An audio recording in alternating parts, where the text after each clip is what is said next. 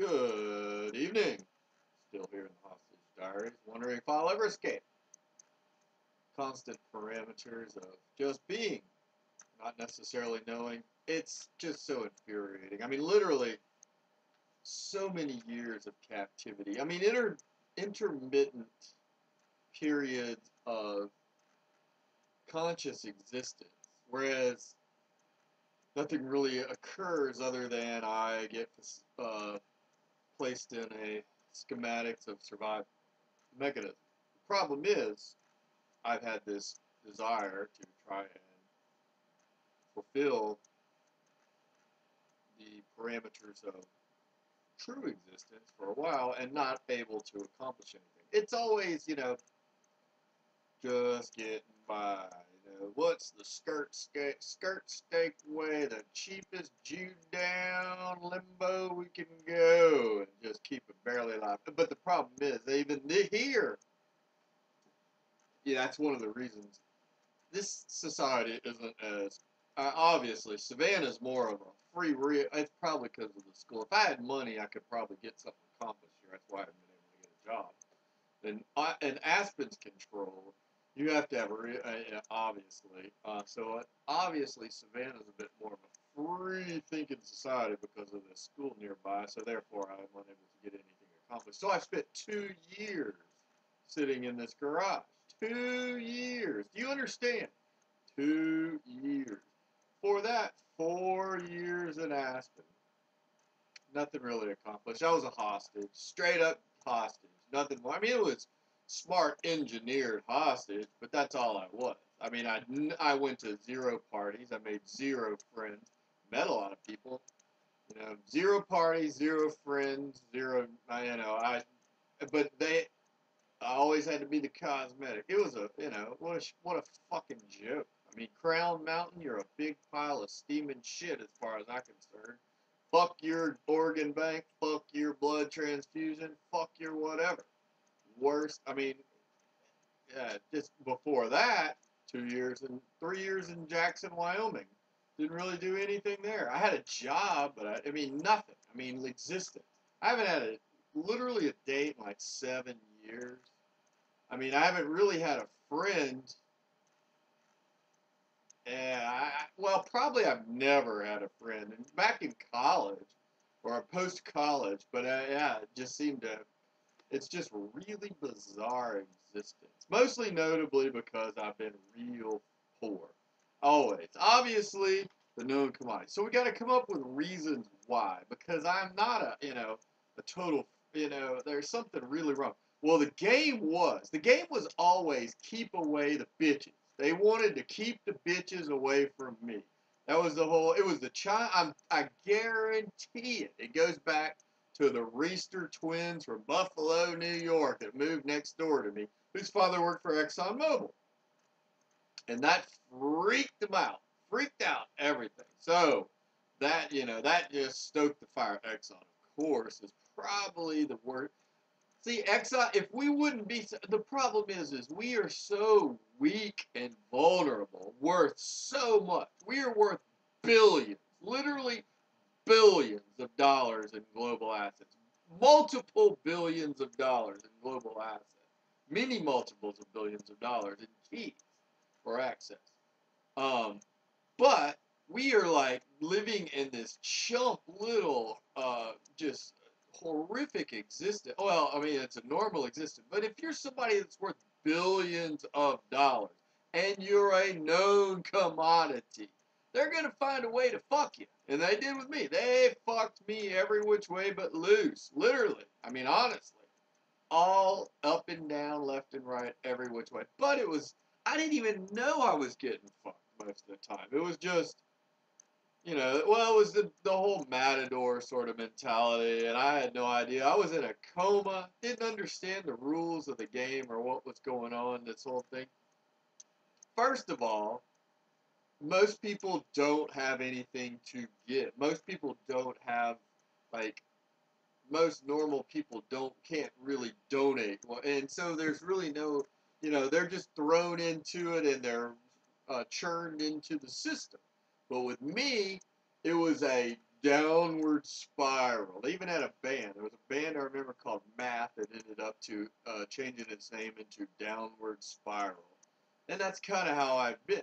So, I obviously wasn't real good at school. I had ADHD. I got my B's and C's. But I was, never understood, never had any help or anything. I had a few friends and I used to play outside a lot, but for the most part, nothing really exceptional. But it started that thing way back when, in my estimation, of probably because I was, since obviously people knew who I was because they had to. I mean, it went back from You Bet Your Life, Groucho Marx, Night in Casablanca, Humphrey Bogart, Lucille Ball.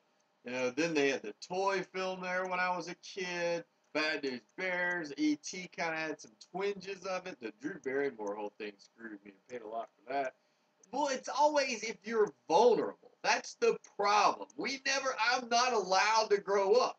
I'm a Peter Pan character. I am not allowed because they would they want to keep me small. Therefore, I'm vulnerable. But they lock me outside.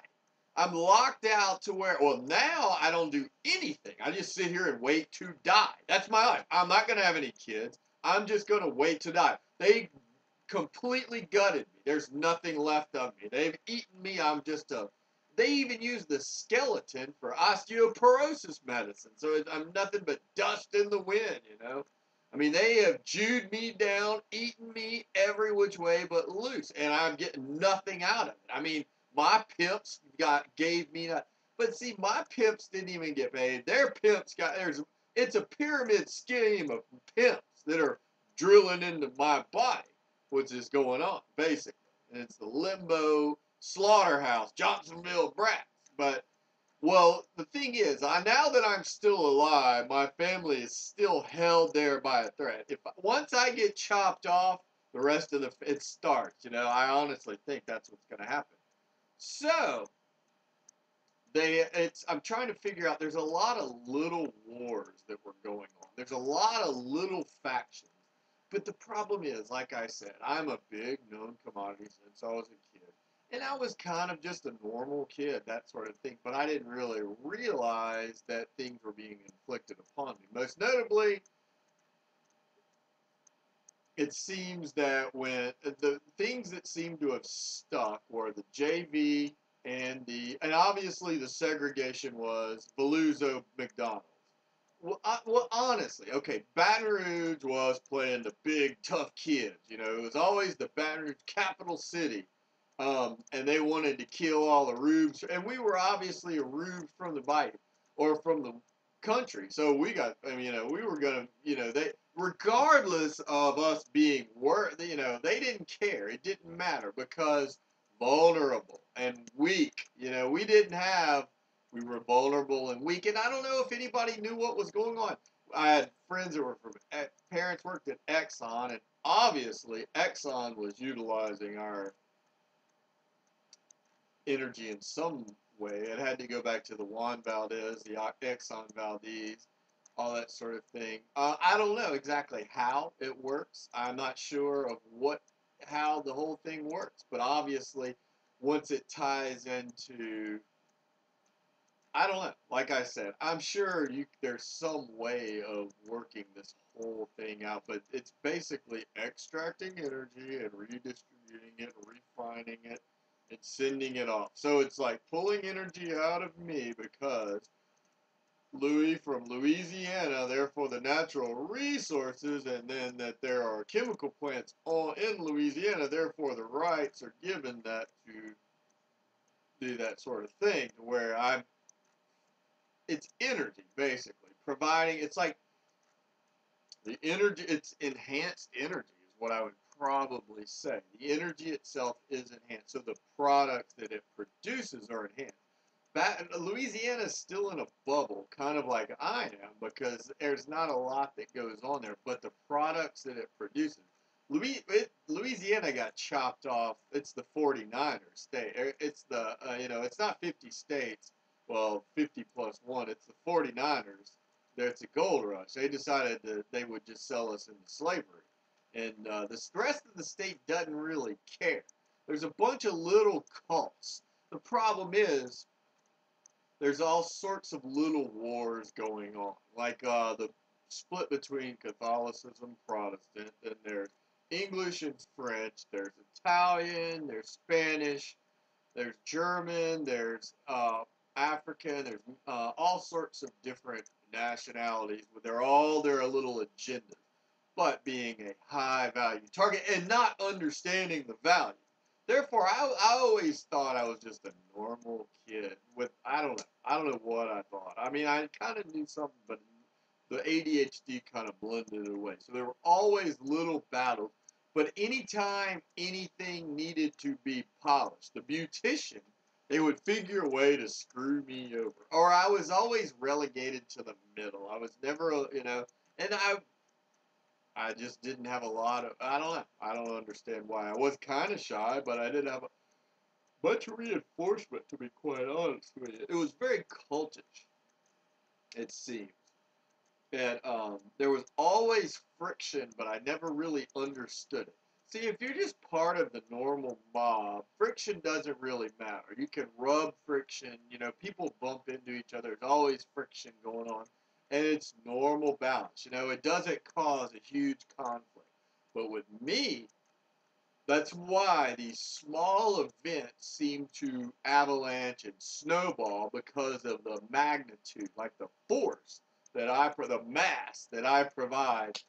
And then the inevitable rebound. See, that's what it comes into. Anytime I bump in any sort of friction, it's always that like mind. See, most people don't have, it's, neighborhood sort of electrons bouncing off each other. Doesn't have a lot of, you don't really notice it. But with me, there's a ton of mass involved. So, whatever I seem to rub raw or friction into, it absorbs big parts of the mob, and therefore, regardless of the real value of what I'm bumping into, because I am not allowed, it's always this containment. It's always about being contained. That's what it's always been about my life, has been being and contained. I guess it's the zoo cage sort of mentality. So anytime that I did anything adversely detrimental to any friction, then there was always a uprising behind that in order to be an equal force. But the problem was that I was losing a lot of muscle in the process. It seemed to me that it was an exchange.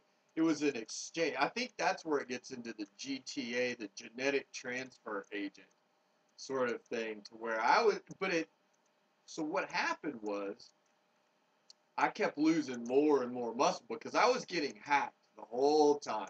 I never got to grow up. I was stunted. And so all these certain parameters, and I didn't really see the parameters existing because I was living in an oblivious, uh, childish environment at the time until later. But the real bad ones, especially, and I speak of this, we are supposed to rise above this game grid, but we are forced into the game grid. It's like that movie Tango and Cash, where they are stuck in cops who are stuck going to general population prison. Well, we are basically a banker, and we got pockets full of cash. We're walking around, and so people are coming up and running and just grabbing.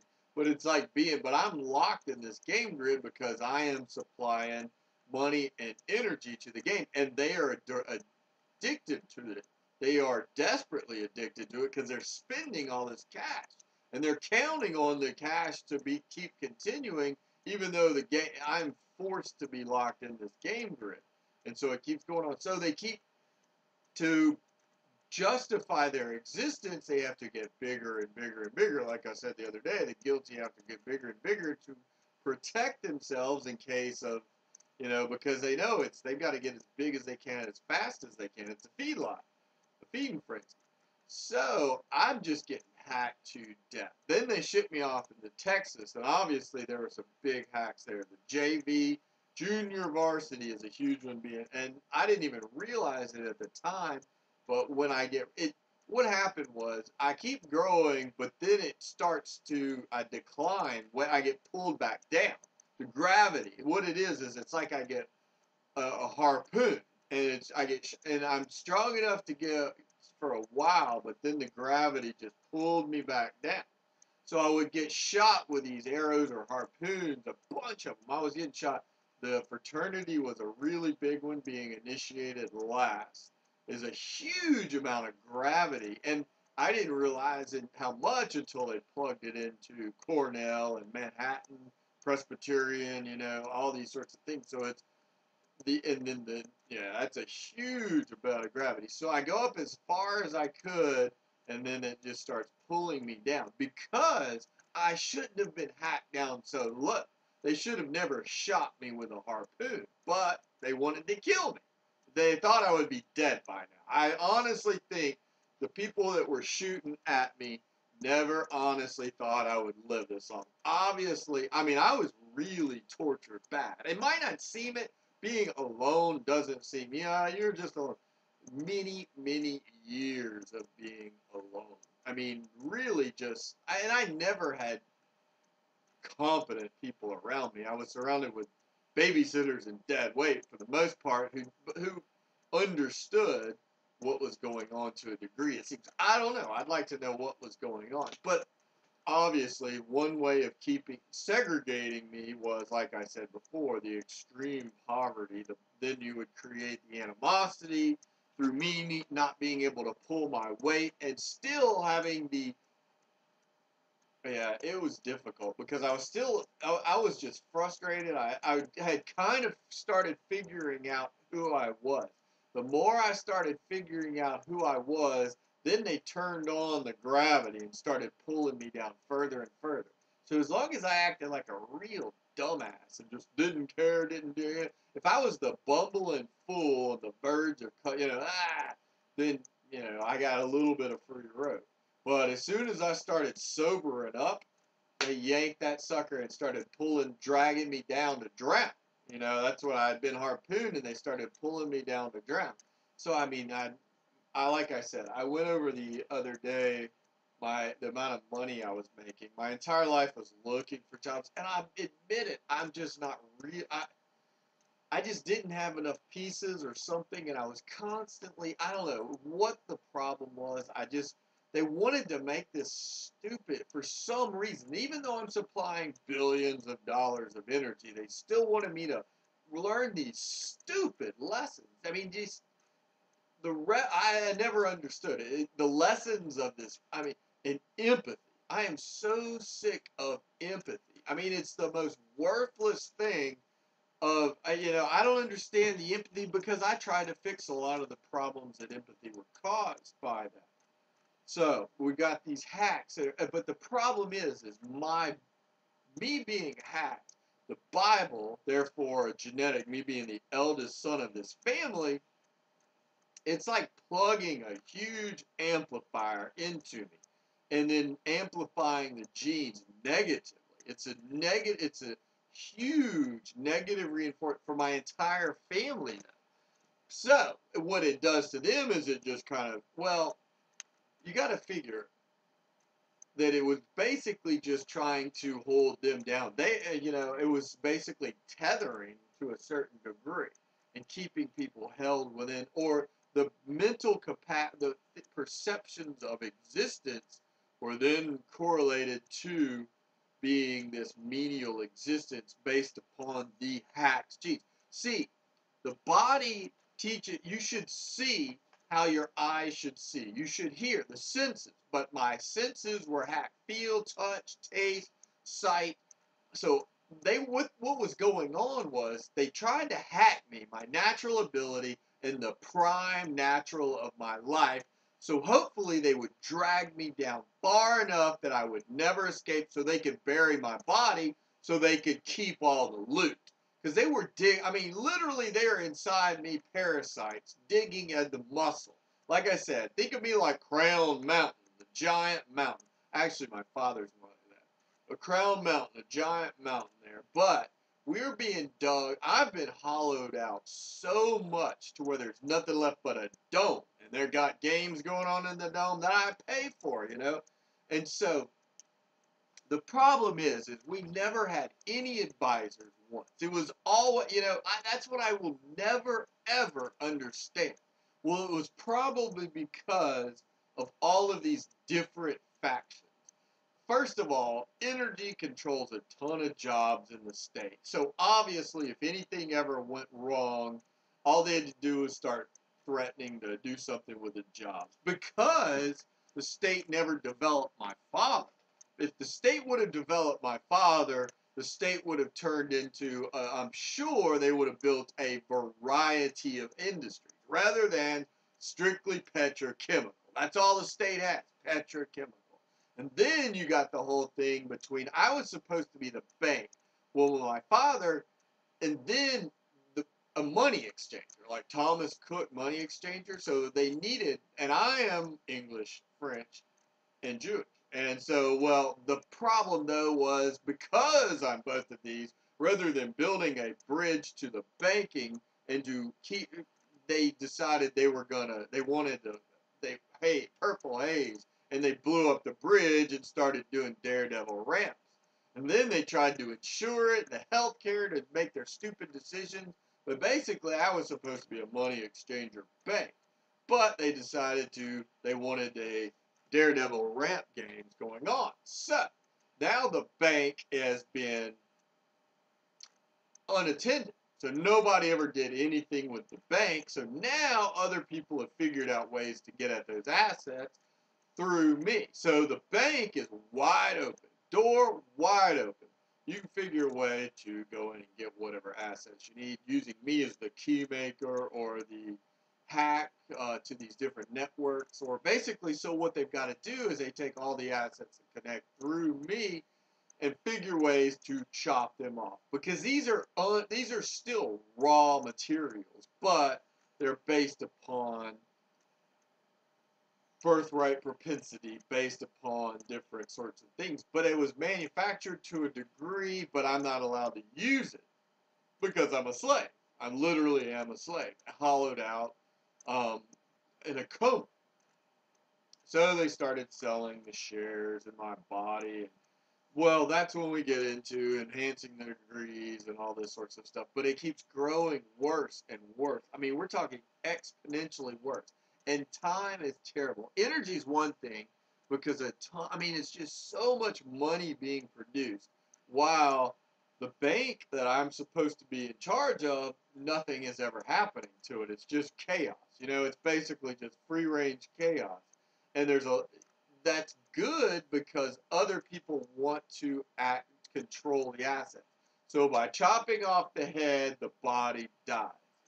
So that's what happened. They had to chop off Louisiana. That's why it's the 49ers. They got to kill that head in order to get the body to die so they can go in and swoop in and grab all the meat they want and the assets and the jewels and all that sort of stuff. And in Europe, they got to control Europe because that's a threat. So that's when, but it's just, yeah, there's a lot of little wars going on. But the problem is, why am I allowed to be inflicted in these little minuscule? The problem is, it just makes no sense. Like I said, it's this golden rule and empathy.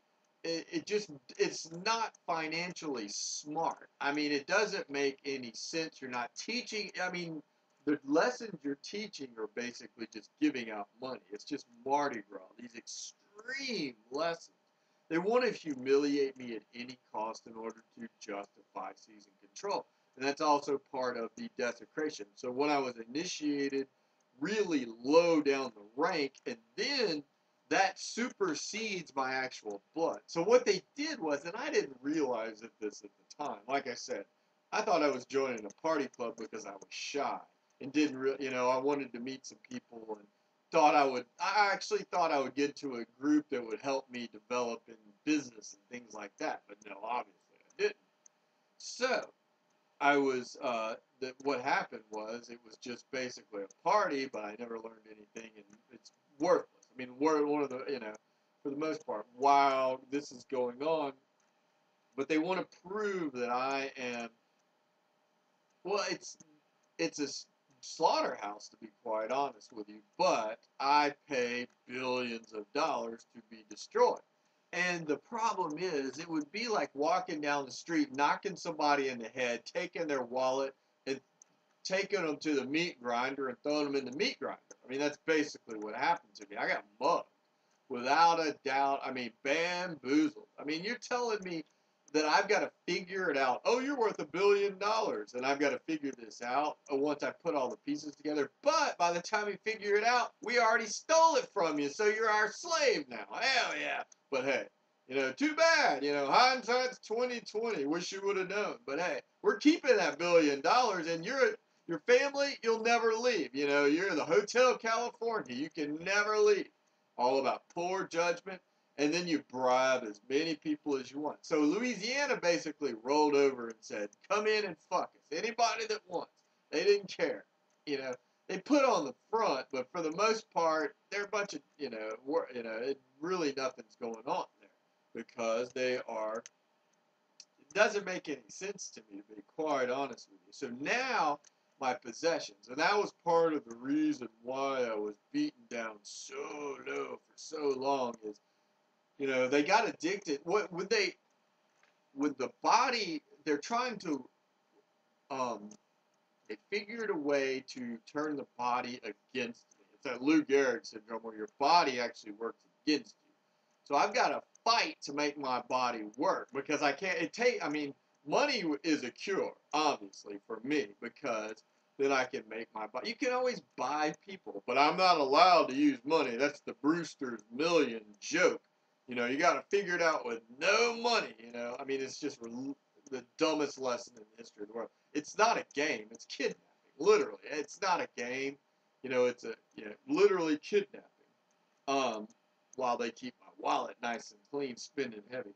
So the possessions are used against me. The voodoo comes heavy into play because my body has been ruled. If they wouldn't have hacked my body so bad and beat me down so low, the possessions wouldn't be as powerful. But they knew what they were doing.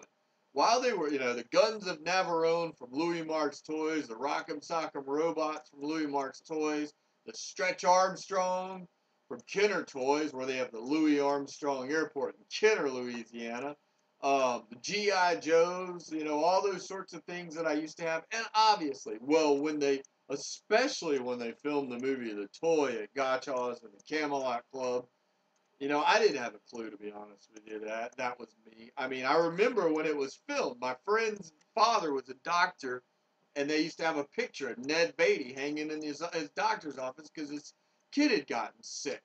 I had no idea. I actually went to a party, a debutante party at the house where they filmed I think it was the old A.C. Lewis house or something, of all things, where they had filmed the movie, parts of it, and that was one of the few debutante balls that I got steaming drunk there. That was back in my heavy drinking days when I was on the whiskey.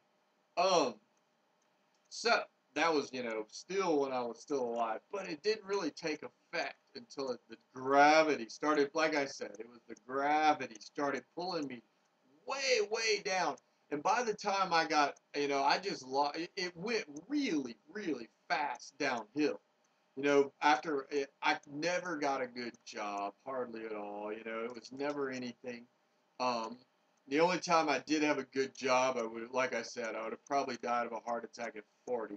It was so, it was working in oh, yeah, it would have been bad.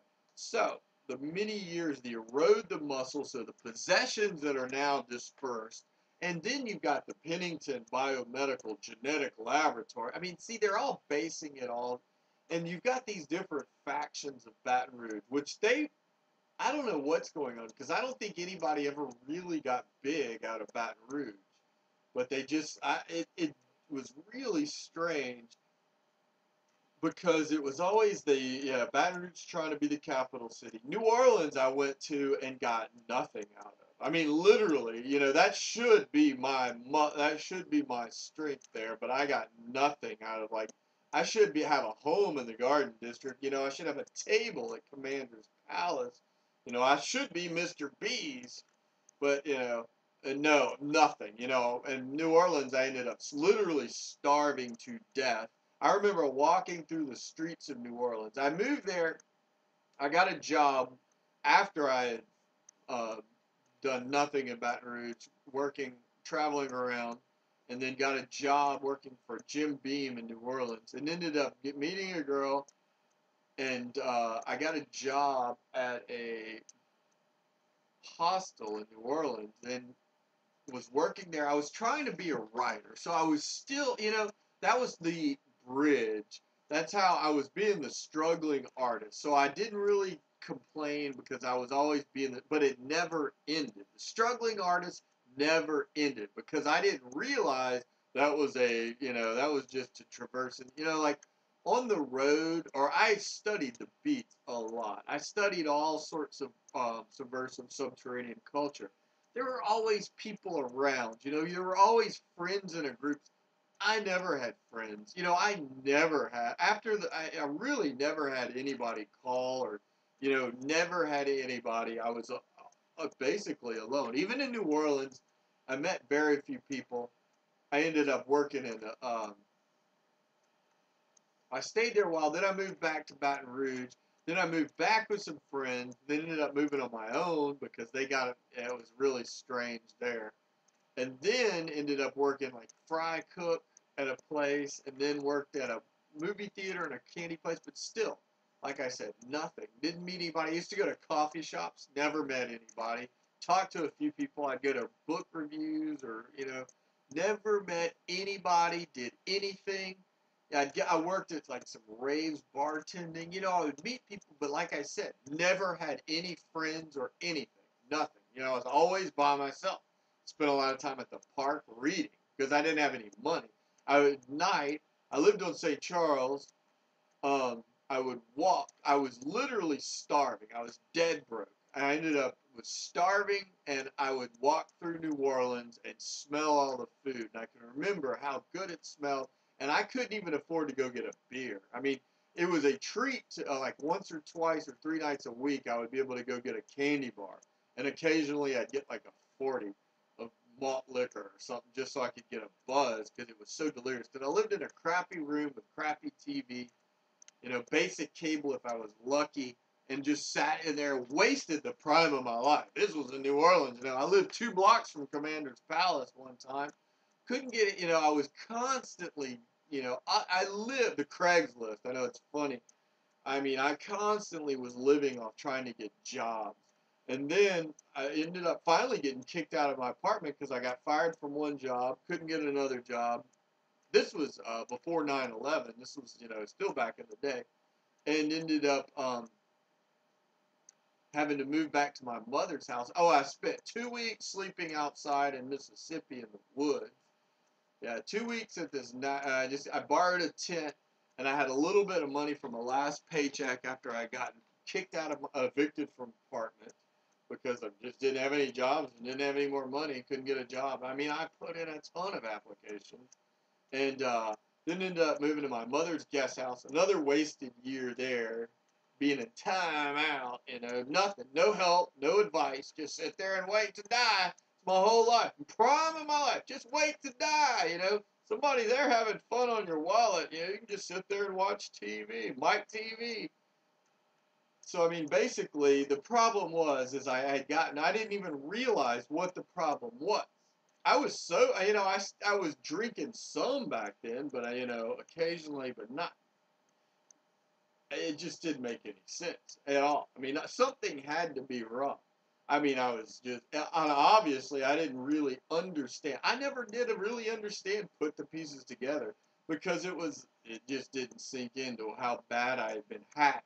Literally stabbed so many times, speared and poisoned, and just chopped, machete chopped by Jason Voorhees, JV, and just torn to pieces. And there were still lights everywhere. Things I studied. I spent a lot of time at the library studying and studying and studying, and just couldn't get anything, figure anything out. Never could. And occasionally, I would get a job at one of these resorts, and I'd make a few $1,000s until if I was getting along too good, Well, see, the mob, or parts of the mob, and I say this, there's factions. They're wildcatters and roughnecks, and obviously they started figuring out what happened in Baton Rouge was Baton Rouge wanted to alienate me. They had screwed me pretty bad. They wanted me dead, obviously, because from way back when they wanted me dead because then my family would be easy to bury, and um, obviously my family didn't try anything or to escape. They were easy to keep contained, especially if I would have been dead in the first place. So by me being so poor and such a basically that impish sort of character, it's vulnerability. That's what it always was. I was always real weak and vulnerable and pathetic. That's the way you talk. I mean, if you're weak, pathetic, regardless of the flashing lights in the sky, I was weak, vulnerable, and pathetic, and didn't have a clue. And I was always, and that it was just part of me. They just beat me into the ground to bury me. That was the Chinese bandits, the Orange Crush, the monsters of the Midway. I didn't realize at the time, but I think honestly, like I said, this all had to do with keeping the bitches away. They wanted. It was. I don't understand it. They've always wanted to feed. It's the whole Jew down limbo mentality. They wanted to get as cheap as they could, because they all. I don't understand. There's just this need to prove their masculinity or their worth by how far, how big a man are you? How bad did you screw me? That sort of mentality. And so the more they screwed me, the more they felt they were to justify, because I guess they knew at this time that they were really picking my pocket, and it was an identity theft racket on certain levels, and they were hiding behind the chemical plants. What you got is a lot of people who are pretending to be ExxonMobil, or they're pretending to be Honeywell, but in actuality they're just a worker there. But like I said, when I face off with somebody, they get the whole weight of the mob behind them. So that would happen. So they would feel like they were actually, and they would act like they were actually the corporation, but in actuality they're not. They didn't really matter. Or they were acting like they were McDonald's, or they were acting like they were these huge corporations, but they really weren't. So then the problem was, as I think they started cashing checks on the company that they didn't necessarily have, that they could have, that mentality.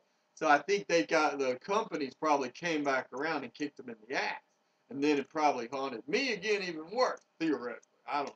So it was just constantly figuring ways to decimate, that sort of thing. So the possessions were used they figured out ways, because my body was, they basically immobilized my body to where they could use possessions, and the distributed energy would be more viable that way. It was just, they would take the totality and they would give me nothing. I mean, literally, I will get nothing and like it, like in Caddyshack. And everybody else would be using it. It would be hidden under the auspices of, LSU or whatever. But then, I mean, even that, they're even trying to take away. Oh, I can remember there's a guy from Exxon, the Matt LeBlanc character, D.L. Hughley, the Matt LeBlanc character from Exxon. Um, he used to always talk about, you never outrun the radio. And I honestly think, because I remember he used to say that all the time.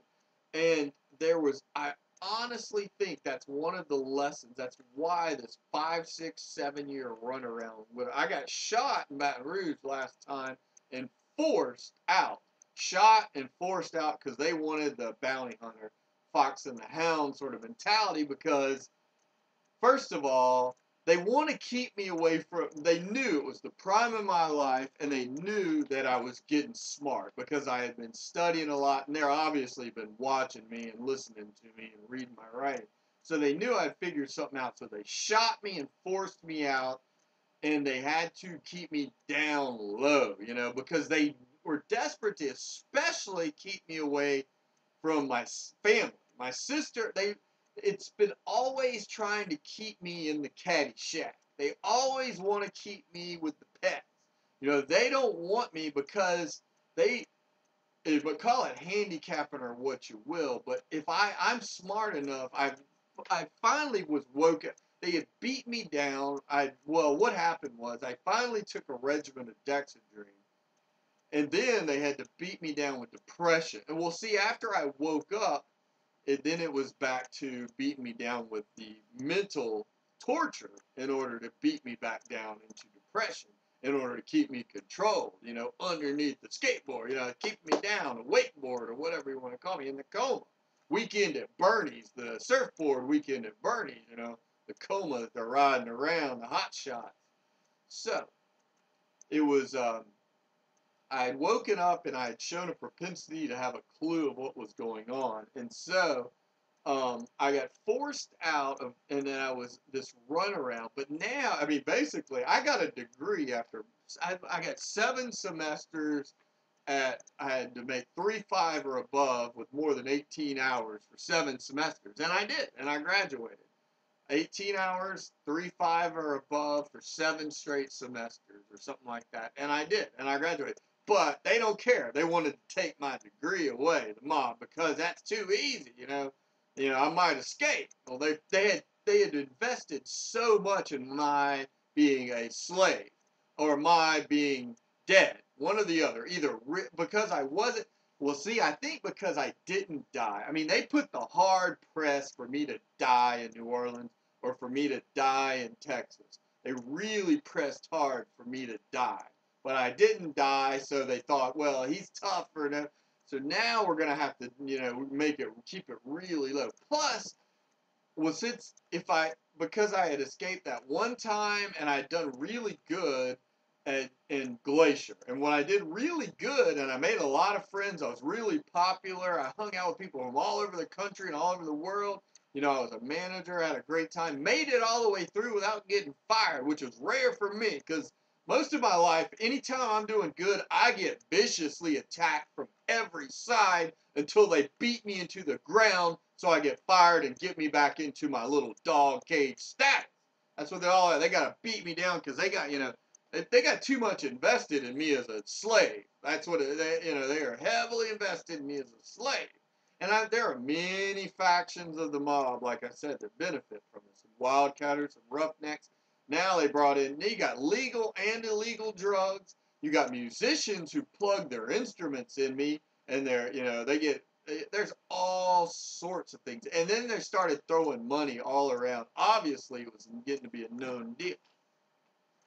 So yeah, they had to figure a way so that to take away, but now, as time goes by, I can't do anything. I mean, I'm not allowed to progress. Anytime I get close to it, I'm not allowed to sell any material. You know, I can't make a few $100,000, which is not that much money when you're talking about billions of dollars, you know.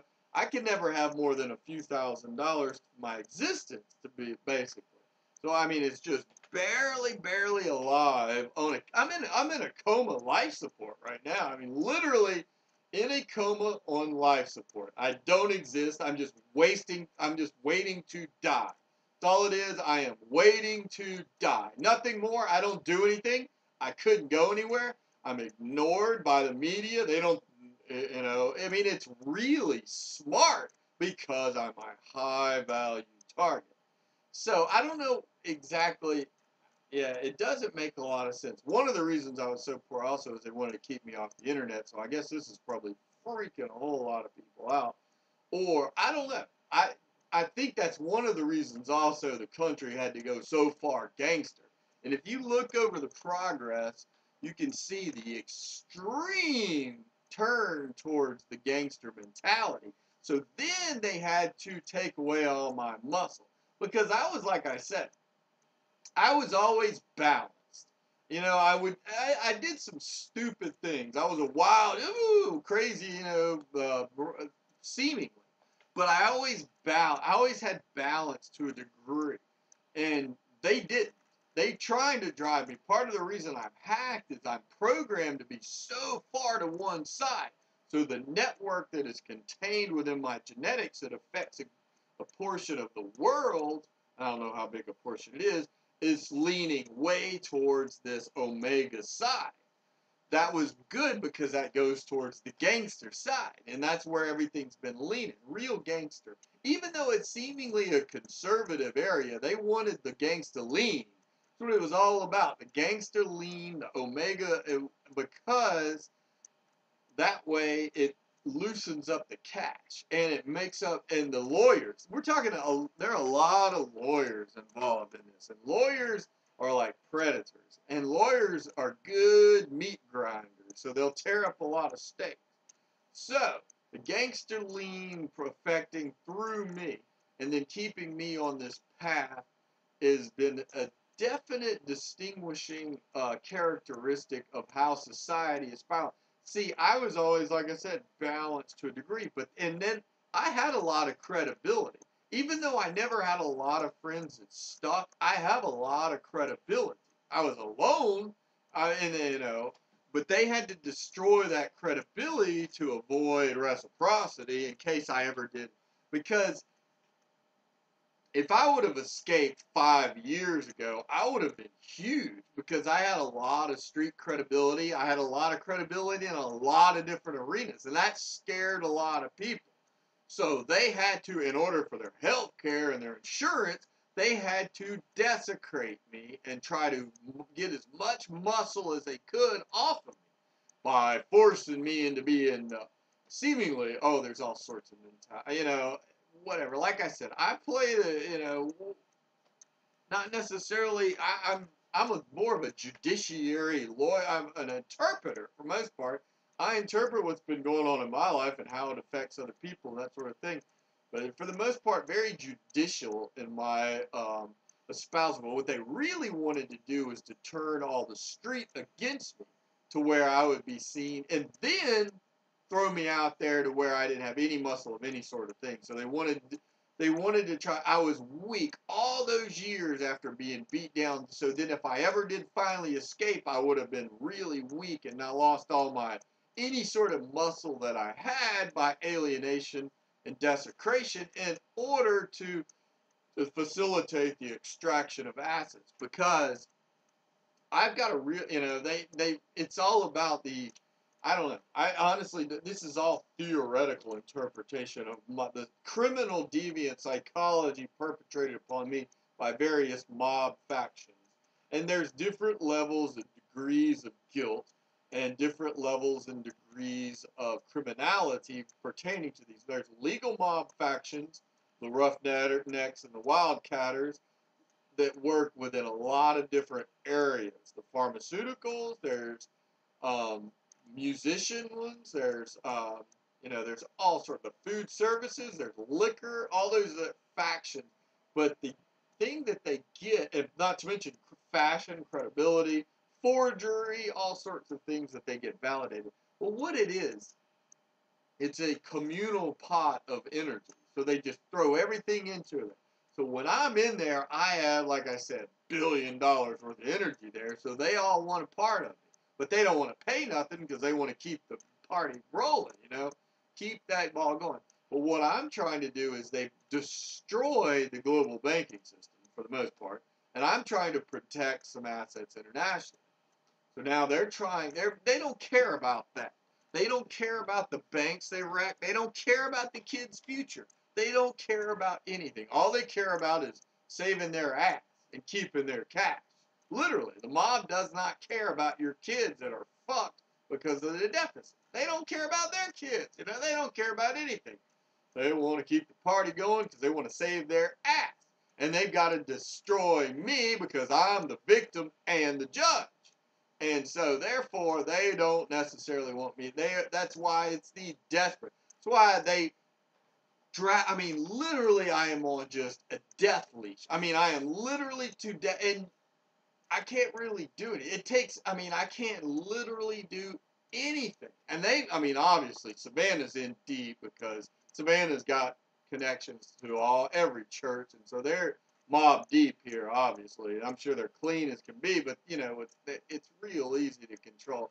A known commodity, of course. And especially now that, like I said, the Matt LeBlanc character that worked for the Exxon thing, he used to say about how the radio always catches up with you. For years and years, I could get by with my credit and all that sort of stuff. But finally their hacks and their machete hacks, their Jason Voorhees machete hacks just massacred my body to death.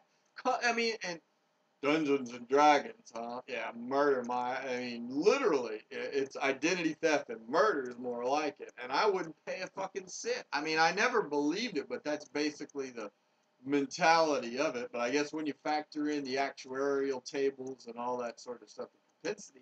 But I mean, literally, they will just not, and now, well, obviously, New York and LA are Omega left, heavy Omega left. And they've locked me out completely. And that's where I need to go to make money. I can't get anything done here. I called 15, 20 lawyers. I've talked to a bunch of different people. Everywhere I go, I talk to a lot of people. Nothing. I just can't get anything done. So, you think you'd have somebody that would, there's $1 million table sitting on the, $1 million chip sitting on the table, somebody figure out a way to use it somehow. But I guess so many people have plugged into me that I really can't get anything done. So, yeah, it's all about eroding the muscle to avoid any sort of pain or any sort of mentality. And so, it's just like I said, any slight affected me tremendously. Like I said, it's just the most asinine thing you could ever imagine. And especially, well, it's all about proving their muscle, proving themselves, because I'm a global known commodity. Even though they don't admit it here in the States, and I can see it, that they use me for global credibility, but they won't let me know that. To me, I'm just a local domestic dog.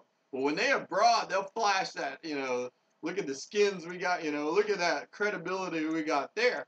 So they use it, but they won't let me know it because they might have to pay for it. And they don't want to pay a fucking cent because they're deadbeat bums, Deadbeat bums. Bunch of fucking poachers is what it is. Kidnapping poachers. I mean, it's just absolutely insane. I mean, and it's this causality, these slight little things. Like I said, uninviting a kid when I was 6 years old seemed to just change the course of human history. Literally, change the course of human history. Because, I mean, how stupid is that? Literally. Or a hamster, a pet name. How stupid is that really? And it's not the people that are even slighted. It's the follower ramification that's amplified as a golden rule, mirror image, magnification. So whatever I did, because I'm a billion times bigger than whatever it was, and I didn't know this at the time, but so that person grows to the amplification while I'm shrinking. So it's really bizarre. Or because I kissed another girl when I was a sophomore or junior in high school, it started this pattern in high school to where I went to a certain crowd rather than another crowd, to where it created a certain personality flaw, to where I ended up my sister and my father excommunicated, and now I haven't been they basically split our family apart because I kissed another girl. Don't mess with Texas. Is it really that fucking and crazy stupid? Oh, I mean, it wouldn't be surprised. I was even looking for the restaurant. I remember that after working for the entire summer hauling meat, raw meat all over Texas, which should have been, hey, meat state, it should have been a big deal. Working in the oil business and should have had a lot of muscle, but instead, I ended up, I don't know, just the stupidest thing you could ever imagine. When you look back at the grand scheme of things, why would you gamble that much? I mean, why would you go? It's like going all in. It was like driving around blind in a $1 billion, I mean, literally blindfolded in a $1 billion vehicle, blindfolded in the middle of traffic. And we're just not going to take off the blindfold. We're going to gamble. Gamble on blindfolded on a $1 billion vehicle. The dumbest thing in the history of the world, literally. I mean, and now the global economy, and now they've got to try to fix it. Is it worth fixing? That's what I want to say. Is this stupid game worth all this money? Or should these people pay the price that they're made to pay? So then that's Now you're starting to understand why the global economy is hanging by a thread and so terrible.